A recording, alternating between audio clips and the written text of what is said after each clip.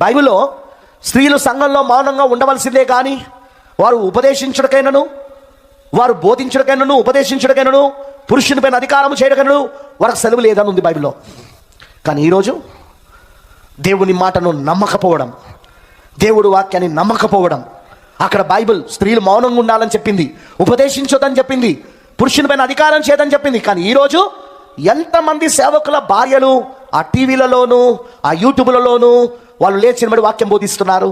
ఇప్పుడు దేని ప్రకారంగా వాళ్ళు బోధిస్తున్నారు? దేవుడి వాక్యమును నమ్మడం లేదు, సాతాను యొక్క మాటను నమ్ముతున్నారు కాబట్టి వాళ్ళు లేచినబడి వాక్యం బోధిస్తూ ఉన్నారు. దేవుడి మాటను నమ్మకపోవడమే సాతాను యొక్క మాటను నమ్మడమై ఉన్నది. ఇప్పుడు దేవుని మాట స్త్రీలు సంఘంలో మౌనంగా ఉండాలని చెప్పింది, వాళ్ళు ఉపదేశించడానికి వీల్లేదని చెప్పింది. కానీ ఈరోజు స్త్రీలు లేచి నిలబడి వాక్యం బోధిస్తున్నారు అంటే వాళ్ళు ఎవరి మాట చెప్పునా వాళ్ళు ఇప్పుడు